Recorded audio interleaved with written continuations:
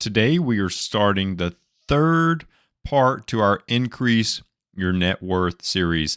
This week, we are going to show you exactly how you can start to quickly, and I mean quickly, increase your net worth. The great part about this week's episode is that it's super easy to do, super easy to implement. Everything is totally on you, and it's easy to track and see where you're making a tremendous impact almost immediately. If you'll start to directly work on this, you will be better off for it, and so will your net worth. Here we go as we jump into part 3 of the Increase Your Net Worth series. Welcome to the Financial Mirror, where future success is reflected in our knowledge of fixing the one thing we can control, ourselves.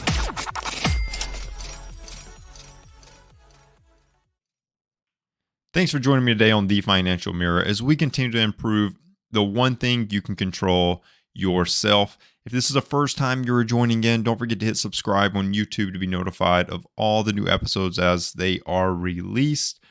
If you are listening to this on a podcast platform of your choice, don't forget to like and subscribe to the podcast. That is truly, truly a tremendous help to getting this information out to more listeners. If you are on Apple Podcasts or Spotify, they give you the option to leave a 5-star review, and 5 stars is just what this podcast deserves. Leave a comment on Apple, as that does help to grow the community and reach further and further across the algorithm to more listeners so that we can, as a group, help people with their personal finances, because that's what it is all about. Don't hold this knowledge close to you. Give it to everybody else. The more people around you are better with finances, the more your life is enjoyable, right?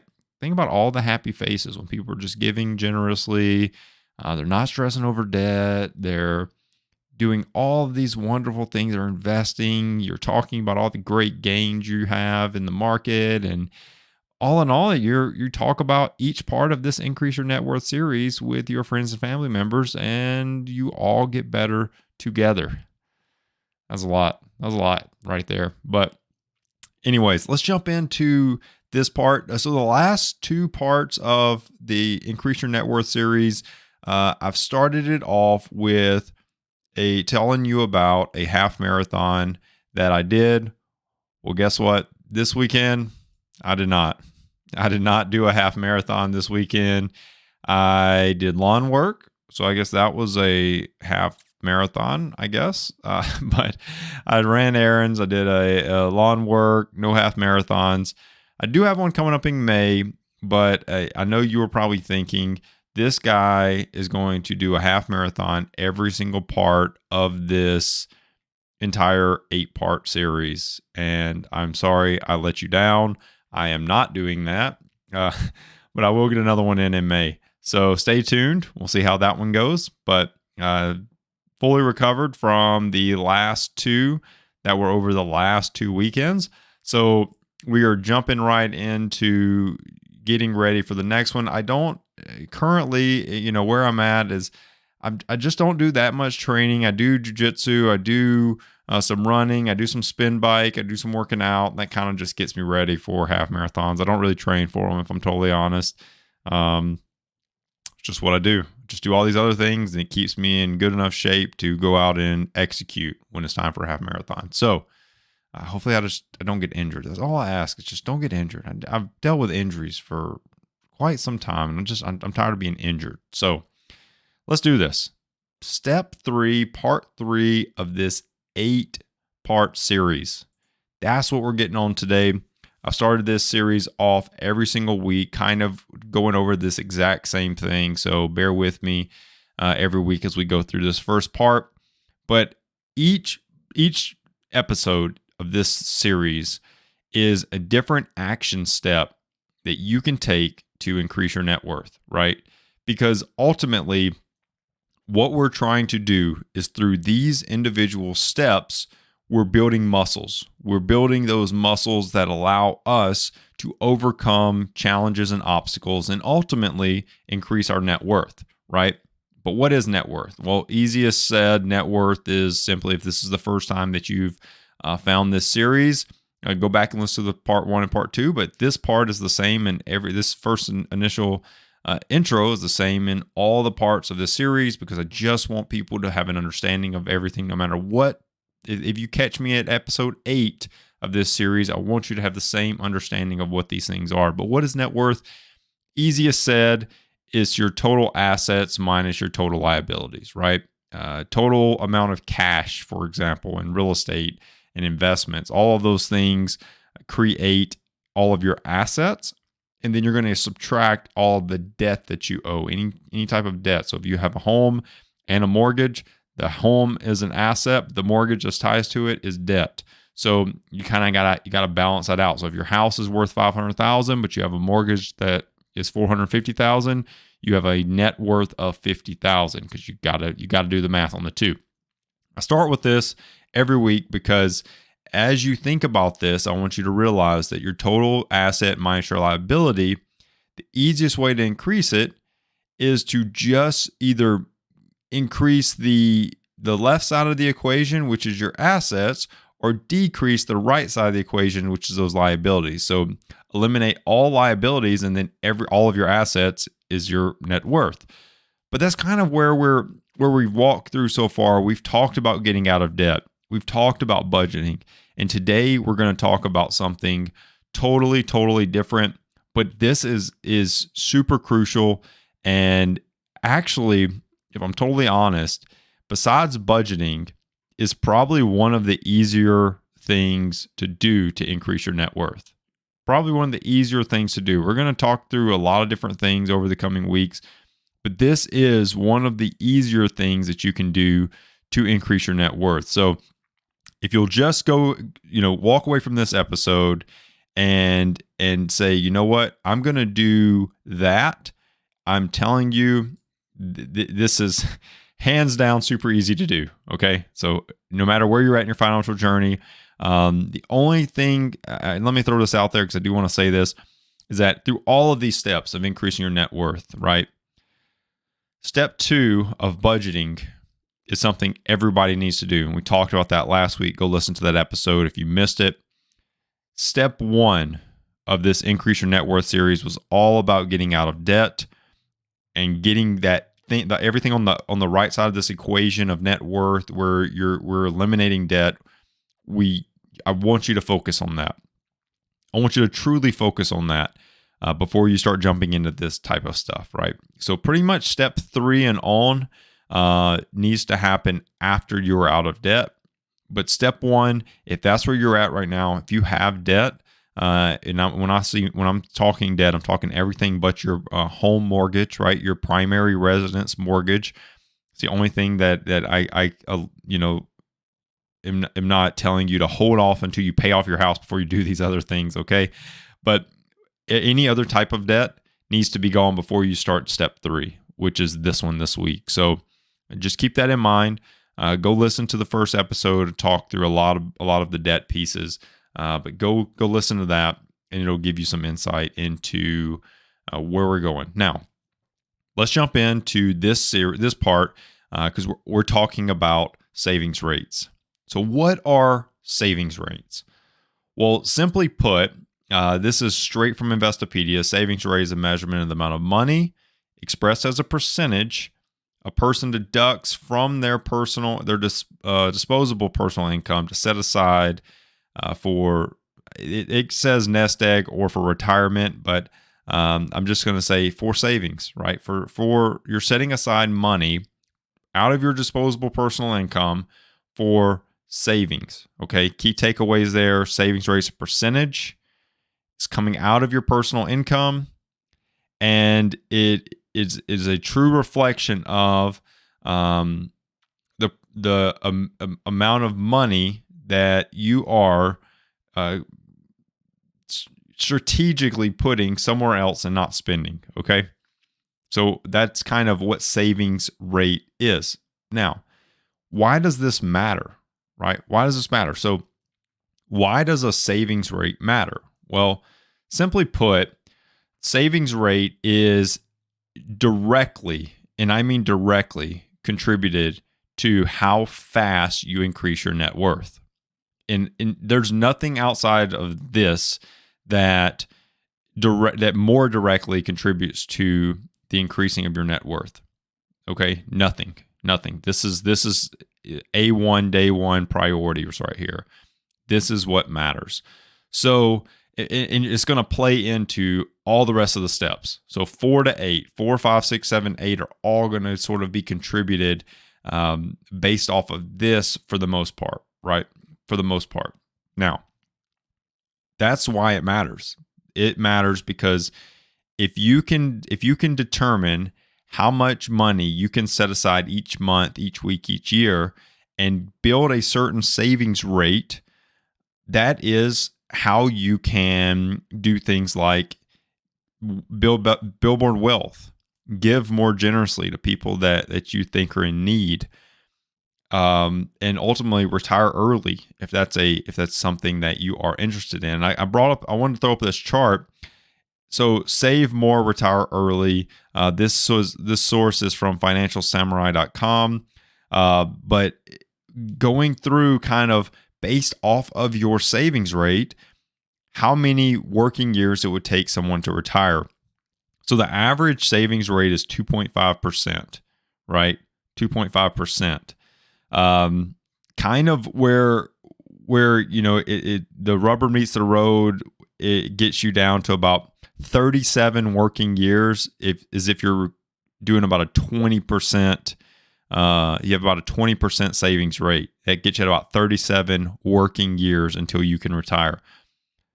Target savings rate is a lot of people try to do 50-50, right? 50-50, 50% spent, 50% saved of their income. That puts you at about 17 working years total. And then obviously, if you want to start getting more into like early retirement and all those type of things, you just go up, save more than you spend, and you can be on your way to that. Now, I go through this because this is just a visual of sort of how savings rate affect your ability to put aside money. But this is kind of geared toward people that want to retire early and how many working years it takes. But I'm not using this for that sense. I'm using this just to show you that kind of 20% is kind of where I expect a lot of people to be. If you're not saving 20% of your money every single month, every single year, you're kind of behind the curve, right? You're kind of behind the curve. I talk a lot and I teach a lot. I teach off of Dave Ramsey's principles, and 15% of your money goes toward retirement. What this is doing is allowing 15% to go toward retirement and 5% to be invested somewhere else, also growing, right? That's kind of the basis here, right? So 15% going to some type of retirement advantaged account and 5% going to other means, right? So it gets you to about a 20% savings rate. Now, that's all good, but how do you get there, right? Like if that's kind of the minimum of what is being discussed here, because that's kind of where I would expect you to be. I would expect you to try to get to like 20% if you can. 20%, 15% at a minimum, right? If you're out of debt that you're going toward retirement, but trying to build some savings, trying to build some of that nest egg, trying to throw money into other investment areas, very crucial to building wealth, right? Very crucial. So you can't just stop at building wealth inside of your, well, I contribute 15% to my 401k. Okay, that's cool. Yeah, and I've got a fully funded emergency fund. Okay, cool.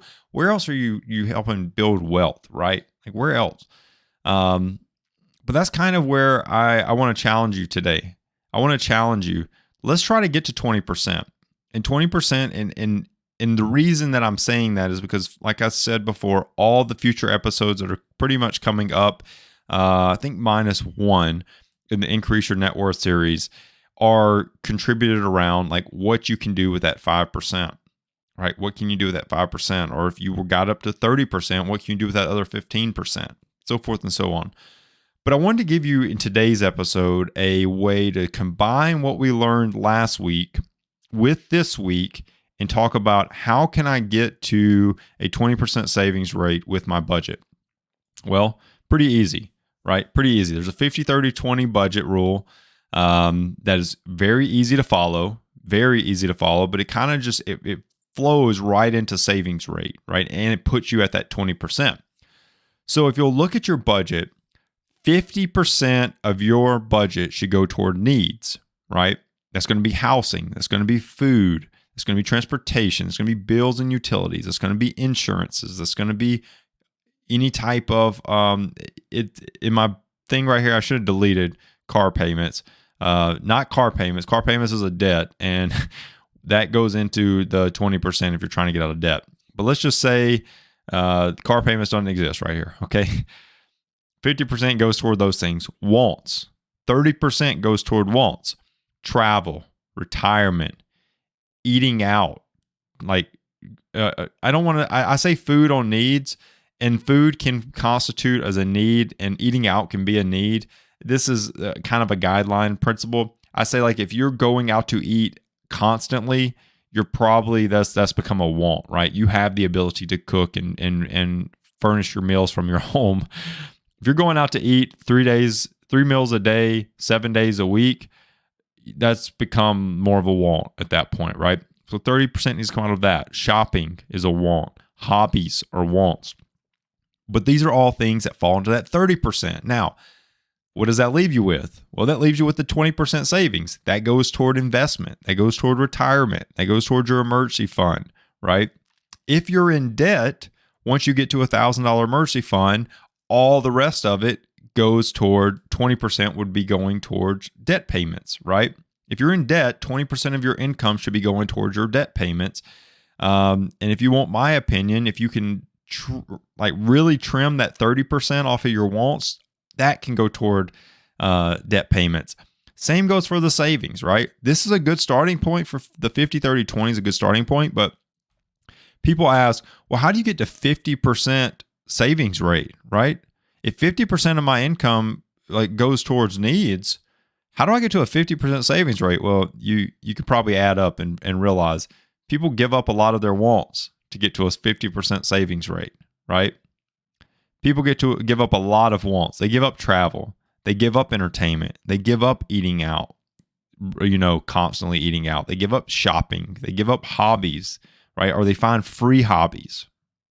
That's how people move up that spectrum. That's how they move and increase that savings rate, is by giving up other things. And then I'm just going to answer your other question. Your other question is, well, how do people get to a 70% savings rate? Well, 50, if I just have to give up wants to get to a 50, how do I get to a 70? Well, people drop those needs and live way below their means, i.e., 10% of their income goes toward housing, whereas a lot of other people, 25 to 30 is going toward housing, right?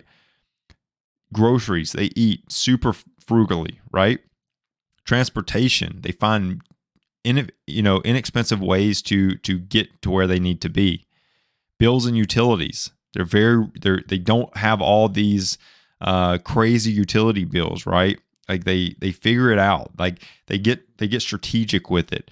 That's how they cut it down to where their needs are only 30%, and that other 20 is going toward that savings rate. But that's how people do this, right? That's how people do it. They live below their means, way below their means sometimes, to get higher savings rates. So this is just a good guideline. 50-30-20 is a good guideline for you to use to try it out.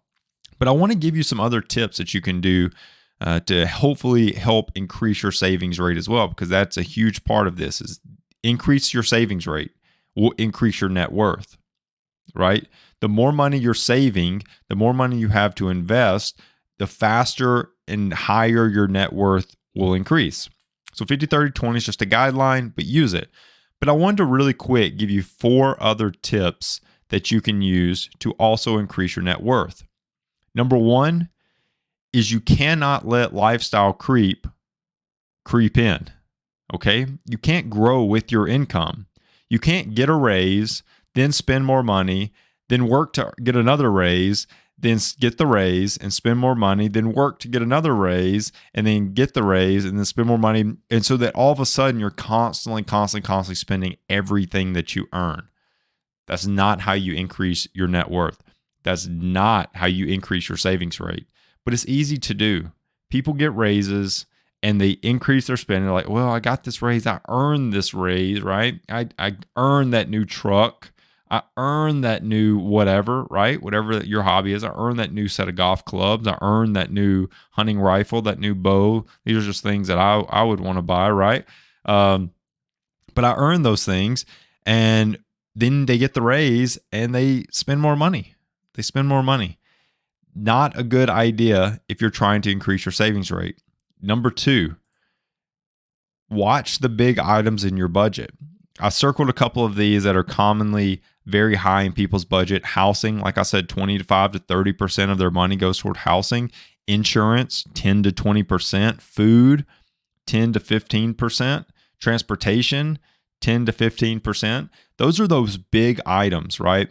You hear this thing called like the latte effect, and it's just funny because people spend a lot of money on coffee nowadays. Like, I'm a Black Rifle Coffee Club subscriber, so I pay monthly for a subscription on Black Rifle Coffee Club. Shout out to Black Rifle Coffee. I'm not paid by them at all, but their coffee is delicious. I do a pour over. I have my own little ratio that I do to make this perfect cup of coffee every morning. And that costs me money, but if I did the math, it probably doesn't cost me but less, 30 cents probably for a cup of coffee. So this latte effect is where people think that, like you'll hear people say, oh, well, if you'll cut out that Starbucks every day, you'll be a rich man one day. It's not true. You got to watch these big items. You got to watch the housing, the insurance, the food, the transportation. The subscriptions is running really rampant, but that's still not that's still not a lot of like 10 or 15% of people's income. Okay.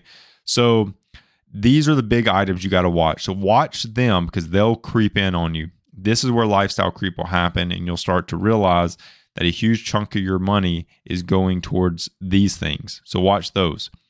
Tip 3 is to just track your savings rate. So I wanted to quickly run through. I found this on ChooseFi. ChooseFi is another podcast out there. It talks a lot about financial independence. Great podcast, great articles that they have on the site. But they had this case study to show how different calculations for savings rate can be calculated. They give you this little case study, but in this case study, there's a household income of $100,000. They contribute $20,500 to 401k annually. They save $9,500 after tax. Estimated take home is about $62,000. That's their estimated take home pay. So $100,000 gross minus the 401k contribution minus the taxes. Okay, so $100,000 gross income, $62,000 take home, $20,500 saved in the 401k, $9,500 saved in after-tax savings. Now, 3 different methods right here that I threw on the screen from that website, from this case study that talks about how you can calculate this. Okay, how can you calculate this? Well, method 1 is probably the easiest and probably what a lot of people would use to calculate their savings rate.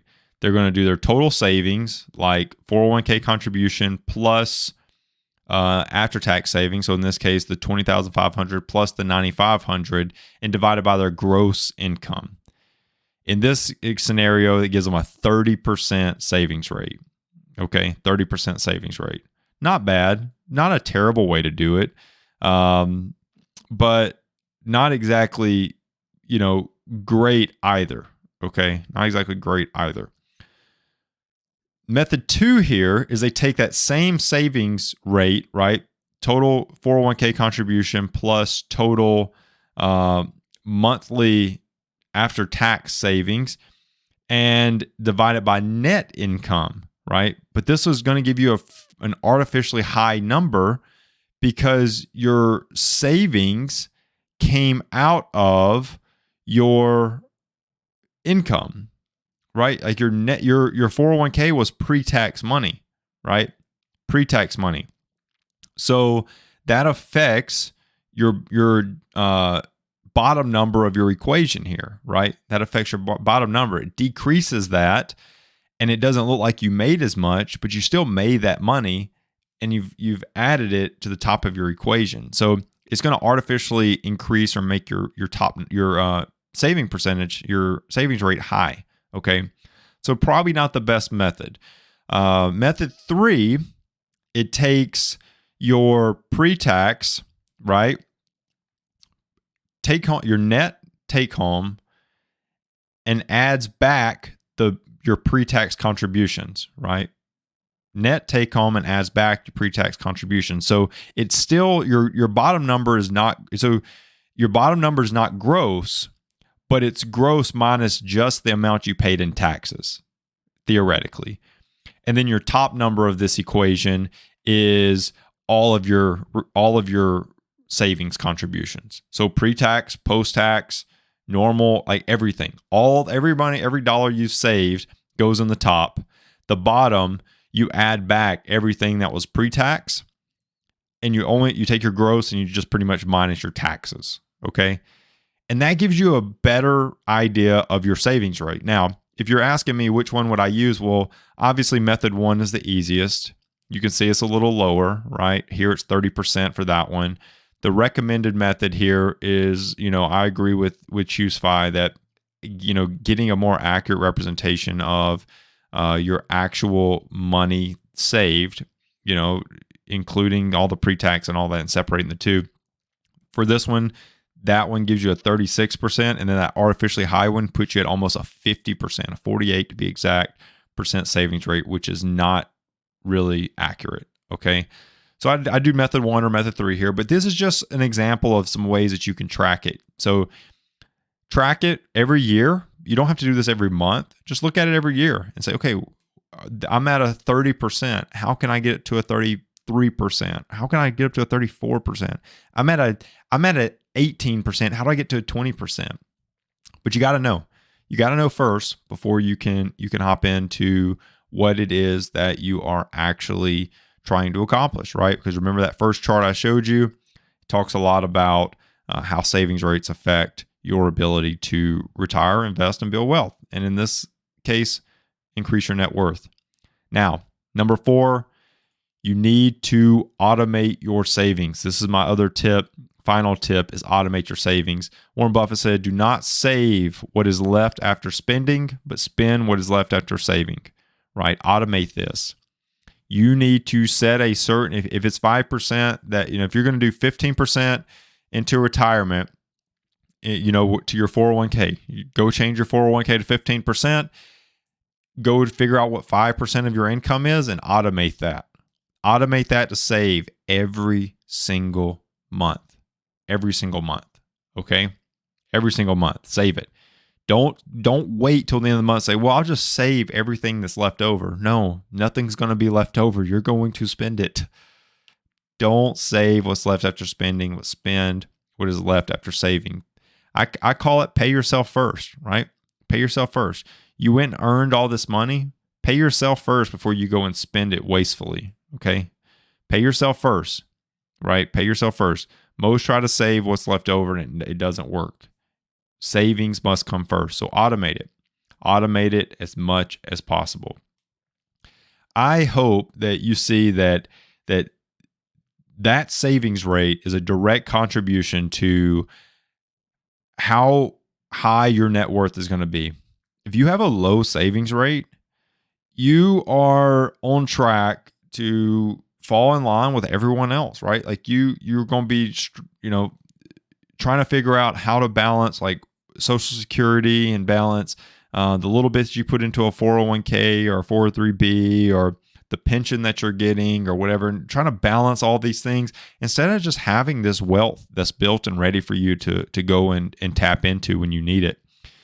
It's the savings rate is a direct correlation to what the back end of your financial life looks like. You have many years ahead of you, then go after it. Try to get as high as a savings rate as possible. I'm telling you that 20% minimum is easily manageable. Follow that 50-30-20 breakdown and it's easily manageable. It is easily manageable if you'll do that. But figure out what it is that how much money you're putting into each of these categories, and start to try to figure out where you can cut back a little bit and start to get that number higher.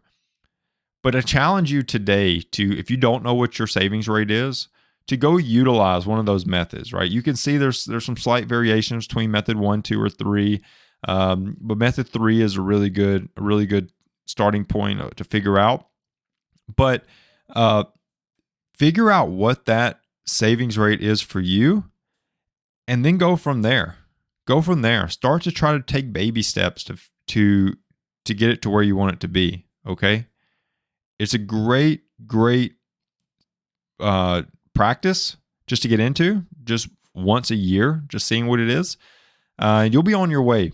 You will be on your way to getting exactly where you want to be financially. Now, if you need some help with this, or you need help with any other part of your finances and the journey that you're on, head over to thefinancialmirror.org and hit book now in the middle of the screen. And I am happy to help you go in and let's look at your finances together, if that's something that you're interested in.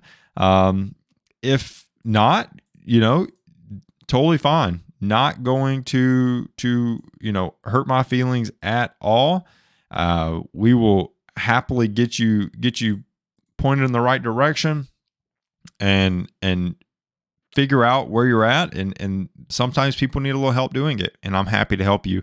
If you do want to give a little extra dose of support to the stream, head to thefinancialmirror.org/shop and pick you up some awesome Financial Mirror gear. I truly appreciate everyone tuning in and listening to this week's episode.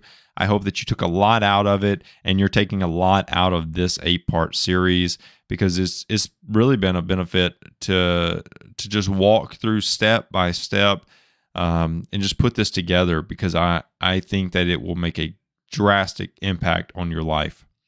So if you're listening to this on YouTube or Facebook, go over and like the video, share the video, comment on the video, and share it with all your friends, family, coworkers.